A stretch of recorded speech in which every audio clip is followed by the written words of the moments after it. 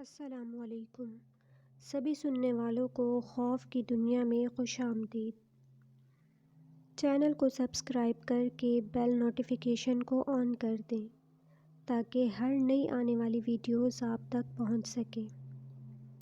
آئیے سنتے ہیں ایک ایسے شخص کی کہانی جس کی رحم دلی جنات میں بھی مشہور تھی۔ جناتی مسکن۔ فیصل آباد کے دیہاتی علاقے میں کچے پکے مکانات کی آڑی ترچھی لائنیں تھیں۔ گلیاں ناہموار تھیں۔ لوگوں نے شادی بیاہ کے لیے مشترکہ بیٹھک بنا رکھی تھی۔ اس دیہات کا نام سمندر پور تھا۔ یہاں کے لوگ کم پڑھے لکھے اور غریب تھے۔ یہاں کی اکثر آبادی غربت کی سطح سے بھی نیچے زندگی بسر کر رہی تھی۔ لوگ ملنسار اور مخلص تھے۔ محمد افتخار کا گھر بھی اسی دیہات میں تھا۔ اس کے دو ہی بیٹے تھے۔ ایک اپاہج تھا جس کا نام طفیل تھا، جبکہ دوسرے کا نام ذوالقرنین تھا جو اچھی خاصی شکل و صورت رکھنے کے علاوہ ذہانت سے بھی مالا مال تھا۔ نزدیکی قصبے میں پرائمری اسکول تھا جہاں مختلف گاؤں اور دیہاتوں سے بچے تعلیم کے زیور سے آراستہ ہونے کے لیے آتے تھے۔ پرائمری پاس کرنے کے بعد وہاں مزید تعلیم کا کوئی رواج نہ تھا۔ لوگ اپنے بچوں کو مزید تعلیم دلوانے کے بجائے کام اور مزدوری پر لگانے کو زیادہ ترجیح دیتے تھے۔ یہ 70 کی دہائی کی بات ہے۔ ذوالقرنین پرائمری پاس کر کے ایک دفتر میں ملازم ہو گیا۔ گھر والوں نے جشن منایا۔ وہ ہر ہفتے فیصل آباد سے اپنے گھر اپنے ماں باپ اور بھائی سے ملنے آیا کرتا، اور یوں دن مہینوں اور مہینے سالوں کا روپ دھار کر گزرتے چلے گئے۔ ذوالقرنین فطری طور پر صلح جو اور نرم طبیعت کا مالک تھا۔ اس نے کبھی کسی سے لڑائی جھگڑا نہیں کیا تھا۔ اس کی والدہ ثمینہ بی بی نے اس کی تربیت کرنے میں کوئی کمی نہیں چھوڑی تھی۔ اس کا باپ محمد افتخار دمے کا مریض تھا۔ احتیاط اور علاج معالجہ نہ ہونے کی وجہ سے ایک رات سردی کی وجہ سے اس کی سانس کا مسئلہ ہوا اور وہ اس دنیا سے کوچ کر گیا۔ اب ذوالقرنین پر دوہری ذمہ داری آن پڑی۔ معذور بھائی اور والدہ ثمینہ بی بی کی زندگیوں کا پہیہ چلانا اس کی ذمہ داریوں میں شامل تھا، اور وہ یہ فریضہ بڑی سنجیدگی سے ادا کرنے لگا۔ اس کی نوکری کے 10 سال مکمل ہوئے تو اس کی خالہ زاد اسماء سے اس کی شادی کر دی گئی۔ ذوالقرنین کو اللہ تعالیٰ نے یکے بعد دیگرے 2 بیٹوں اسد اور سلیم سے نوازا۔ ذوالقرنین جونیئر کلرک تھا اور کبھی کبھار دور پار علاقوں میں مختلف احکامات پہنچانے کے لیے بطور نائب قاصد بھی کام کرنا پڑتا تھا۔ چپڑاسی نے ذوالقرنین کو صاحب کا پیغام پہنچایا کہ دفتر میں حاضر ہو، اہم کام ہے۔ جلدی سے ذوالقرنین اپنے صاحب کے آفس پہنچا تو احکامات سن کر اس کے اوسان خطا ہو گئے۔ ایک گاؤں کے چودھری اللہ یار کا اطلاع نامہ تھا جو ہر حالت میں اگلی صبح اس تک پہنچانا تھا۔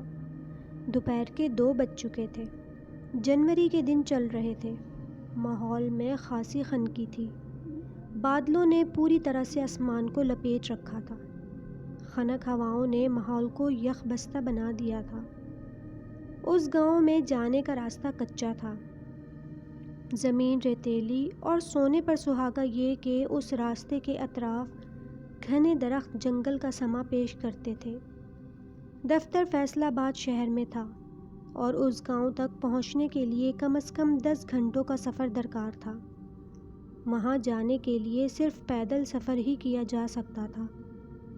چونکہ ذوالقرنین صوم و صلات کا پابند تھا اور ہر وقت کسی کی مدد کے لیے بھی تیار رہتا تھا، تو حسب عادت اس نے عصر کی نماز ادا کی اور ضروری کاغذات کا چھوٹا سا چرمی بیگ اور لمبا کوٹ پہن کر اللہ تعالیٰ کا نام لے کر سفر پر روانہ ہو گیا۔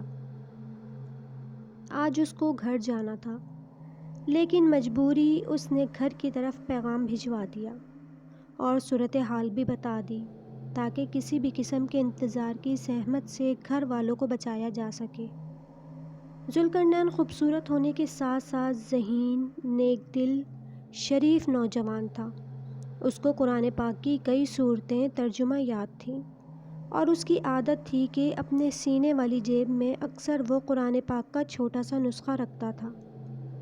فیصلہ آباد شہر سے نکلتے نکلتے اس کو شام ہو گئی۔ نماز مغرب ادا کرنے کے بعد اس نے ہلکا سا کھانا کھایا اور گاؤں کوہ عاقل خان کی طرف روانہ ہو گیا۔ سردی کی شدت میں آہستہ آہستہ اضافہ ہوتا جا رہا تھا۔ عشاء کی نماز کا وقت قریب ہو چکا تھا۔ یہ فیصل آباد شہر کی سب سے قدیم مسجد تھی۔ ذوالقرنین نے رات کے سفر کی نسبت سے تازہ وضو بنایا اور بالکل خشوع و خضوع سے نماز ادا کی، اور نماز ادا کرنے کے بعد اللہ تعالیٰ کی بارگاہ میں سفر کی مشکلات سے نبرد آزما ہونے اور صحیح سلامت گھر واپس آنے کی دعا کی۔ اپنے روٹین کے مطابق دعا کے اول آخر درود پاک کے گجرے بارگاہ رسالت میں پیش کرنا بھی وہ نہ بھولا۔ بادلوں نے سیاہ رات کو گھوپ اندھیرے میں بدل دیا تھا۔ کوہ عاقل خان کا راستہ سامنے تھا اور رات کے 9 بج چکے تھے۔ ذوالقرنین کو تھکاوٹ تو محسوس ہو رہی تھی، لیکن اس نے اپنے رزق کو بھی حلال کرنا تھا۔ وہ راستے پر چلتا جا رہا تھا۔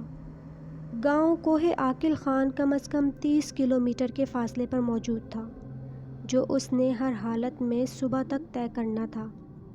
لنڈے سے لیا گیا اوور کوٹ گرم تھا، لیکن ٹھنڈی ہوا کوٹ کی تہوں کو چیر کر بھی اس تک پہنچ رہی تھی۔ کوٹ کی ایک جیب میں چند بھنے ہوئے چنے موجود تھے۔ سردی کی تیزی نے ذوالقرنین کو پریشان کرنا شروع کر دیا۔ اس نے ایک ایک کر کے چنے کھانے شروع کیے۔ زمین ریتیلی، ناہموار اور مشکل گزرگاہ تھی۔ بادلوں سے بارش کے قطرے آنا شروع ہو گئے۔ موسمی حالات کے پیش نظر چرمی بیگ کو ڈبل شاپر میں ڈال کر ذوالقرنین نے اپنی ذہانت کا ثبوت دیا۔ 5 کلومیٹر کا فاصلہ طے ہو چکا تھا۔ رات کے 11 بج گئے تھے۔ ٹھنڈی ہوا کے تھپیڑوں میں تیزی آ چکی تھی۔ ہوا کی موجودگی نے ماحول کی خنکی میں مزید اضافہ کر دیا۔ ذوالقرنین پیدل چلنے میں مہارت رکھتا تھا۔ 10 کلومیٹر کا سفر طے کرتے ہی رات کے 12:30 بج چکے تھے۔ اب بارش کی رفتار میں تیزی آ چکی تھی۔ ذوالقرنین کو ایک کمرہ نظر آیا۔ وہ جلدی وہاں پہنچا۔ دروازہ جیسے صدیوں سے بند تھا۔ راستے سے نزدیک اور جھاڑیوں کی اوٹ میں ہونے کی وجہ سے یہ قدیم کمرہ کسی نہ کسی حالت میں اپنی جگہ پر قائم تھا۔ پتھروں سے بناوٹ کی وجہ سے اس کی دیواریں مضبوط تھیں، جبکہ چھت پر کسی ایسے درخت کی چھال تھی جو بہت گھنی اور پانی کے لیے ناقابل گزر تھی۔ ذوالقرنین فرش پر موجود پرانی چٹائی کو جھاڑ کر اس پر بیٹھ گیا۔ اس نے ٹارچ کی مدد سے ارد گرد کے ماحول کا جائزہ لیا۔ وہاں پر ہیبت ناک کے آثار تھے۔ اس نے قرآن پاک کی زبانی تلاوت شروع کر دی۔ آج جلدی کی وجہ سے پاکٹ سائز قرآن مجید کا نسخہ لانا بھول گیا تھا۔ غور کرنے پر معلوم ہوا کہ وہ کسی دربار میں موجود ہے اور کچی قبر کے آثار نمایاں ہیں۔ اس نے بیگ سے صاف کپڑا نکالا اور اس قبر کو صاف ستھرا کرنے کے بعد فاتحہ خوانی کی اور اینٹوں کو درست کر دیا۔ اس کام سے اس کو کافی سکون ملا۔ اس کو محسوس ہوا کہ بارش میں تیزی آ چکی تھی اور خلاف توقع ژالہ باری بھی ہو رہی تھی۔ ابھی 2/3 سفر باقی تھا۔ رات کے 2 بج گئے تھے۔ بارش کی شدت میں کمی ہوتے ہی اس نے دوبارہ سفر شروع کیا۔ درختوں کے درمیان میں گیلے راستے پر تیز قدموں سے کیا گیا سفر اس کے لیے کسی بھی طور پر خوشگوار تجربہ نہ تھا۔ بارش مکمل تھم چکی تھی۔ سردی اس کی ریڑھ کی ہڈی میں اترتی چلی جا رہی تھی۔ کوہ عاقل خان سے فاصلہ 14 کلومیٹر رہ گیا تھا اور رات کے 3:30 ہو چکے تھے۔ اس نے کسی عورت کو راستے کے درمیان بین کرتے دیکھا۔ اس عورت نے اپنے بال اپنے چہرے پر ڈال رکھے تھے اور انتہائی دردناک آواز میں روتی جا رہی تھی۔ ذوالقرنین نے قرآن پاک کا ورد کرنا شروع کر دیا۔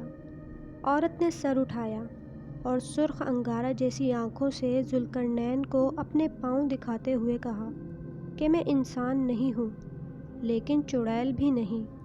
جنات کے مسلمان گھرانے سے میرا تعلق ہے۔ میرا بیٹا ناقوس بہت زیادہ تکلیف میں ہے۔ مجھے تم جیسے دلیر، نیک دل اور متقی انسان کی تلاش تھی جو میرے بیٹے کو اس کرب سے نکال سکے۔ راستے میں بابا فیض بخش کے دربار پر تم جس پیار اور محبت کا اظہار کر رہے تھے اس سے میں متاثر ہوئی۔ کافی تھکا ہوا اور سردی سے مجبور ہو، مجھ پر بھروسہ کرو اور میرے بیٹے پر دم کر دو۔ میں کسی نہ کسی طرح تمہاری مدد کا ذریعہ بنا لوں گی۔ ذوالقرنین نے کچھ لمحے سوچنے کے بعد ہاں کر دی۔ اس کو اللہ تعالیٰ کی ذات پر مکمل بھروسہ تھا۔ جنات کی وادی بڑی بھیانک تھی۔ لمبے لمبے قدآور، ترچھی لمبی آنکھوں والے نیز جسم والوں نے ان کی ہیبت ناکی میں خاصا اضافہ کر دیا تھا۔ عورت ایک غار کے سامنے رک گئی۔ گھر سے ایک لہیم شہیم مرد نکلا جس کی آنکھوں سے انگارے نکل رہے تھے۔ اس نے ذوالقرنین کو دیکھا اور پوچھا، کیا اس انسان کو تم اپنے بیٹے کے علاج کے لیے لائی ہو؟ تو اس جن عورت نے ہاں میں سر ہلایا۔ لکڑی کے بہت بڑے تختے پر جنوں کا بیٹا ناقوس بے سدھ پڑا ہوا تھا۔ بظاہر کافی صحت مند تھا۔ ذوالقرنین نے آخری 2 سورتوں کا ورد شروع کر دیا۔ 5 بجے تک اس نے تلاوت مکمل کر کے دم کرنا شروع کیا۔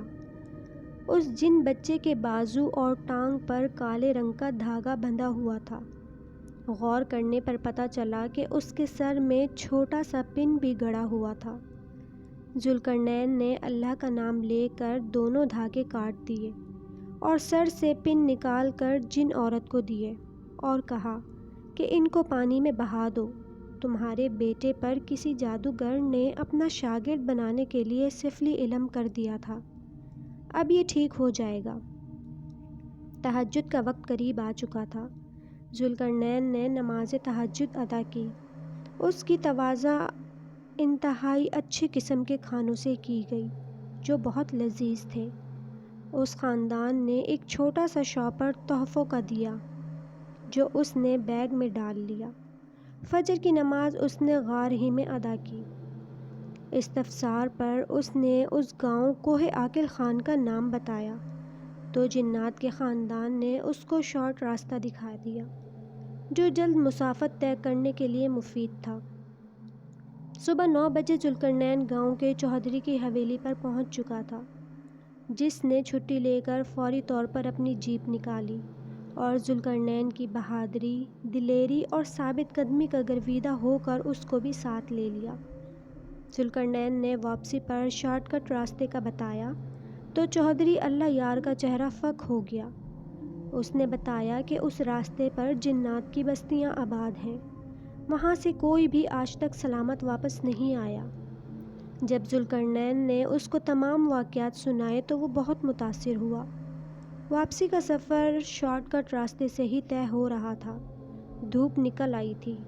اچانک گاڑی کا ٹائر پھٹ گیا۔ کسی بھی قسم کی مدد ملنی ناممکن نظر آ رہی تھی۔ ذوالقرنین کو یقین تھا کہ اللہ پاک اس کو کسی بھی مشکل میں تنہا نہیں چھوڑے گا۔ اس نے قرآن پاک کا ورد شروع کر دیا۔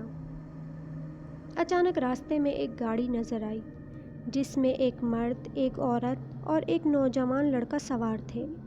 انہوں نے چوہدری اللہ یار سے پریشانی کا سبب پوچھا اور ٹائر کی درستگی کی یقین دہانی دلا کر ٹائر اتار کر لے گئے اور جلد ہی ٹائر ٹیوب کی سیٹنگ کر کے واپس آ گئے۔ وہ جب واپس جا رہے تھے تو تینوں ذوالقرنین کی طرف الوداعی اشارے کر رہے تھے۔ ان کی آنکھوں میں شکریہ کی جھلک تھی۔ ذوالقرنین سمجھ گیا کہ جنات کے اس خاندان نے اپنے ساتھ کی گئی نیکی کا بدلہ نیکی کی صورت میں اتار دیا تھا اور بھیانک رات کے انتہائی کٹھن حالات میں راستے کی تلخیوں اور یخ بستہ ہواؤں سے بچانے میں بھی رہنمائی کی تھی۔ چوہدری اللہ یار اور ذوالقرنین ظہر کے وقت فیصل آباد شہر پہنچ چکے تھے۔ چودھری اللہ یار نے مقررہ ٹیکس ادا کرنے کے بعد اپنی جائیداد کے کاغذات حاصل کیے۔ وہ جونیئر کلرک ذوالقرنین کی بہادری اور ثابت قدمی سے بہت متاثر تھا۔ اس نے صاحب سے خصوصی انعام دینے اور اپنی جیب سے 2000 روپے نقد انعام دیا۔ پرخطر راستوں پر رات کے بھیانک سفر نے ذوالقرنین کو تھکا دیا تھا۔ ذوالقرنین کی خدمات کے پیش نظر اس کو سینئر کلرک کے عہدے پر ترقی کے علاوہ تعریفی شیلڈ اور 1000 روپے نقد کا انعام بھی دیا گیا۔ صاحب نے کمال مہربانی کرتے ہوئے 1 ہفتے کی چھٹی بھی دے دی۔ جب وہ گھر آیا تو اس کی ماں، بیوی، بھائی اور بچے اس کا انتظار کر رہے تھے۔ جنات کی وادی کے تحائف والا ڈبہ اس نے کھولا تو اس میں روپوں کے علاوہ قیمتی موتی، ہیرے جواہرات اور سونے کا سیٹ تھا جو کافی قیمتی تھا۔ اس نے گھر والوں کو اپنی بھیانک سفری رات کے بارے میں بتایا تو وہ اللہ تعالیٰ کا شکر ادا کرنے لگے۔ ذوالقرنین نے 2 نفل شکرانے کے ادا کیے، وضو کیا اور سو گیا۔ اس کے نیکی کرنے کے جذبے نے اس کی عزت و وقار میں اضافہ کر دیا تھا۔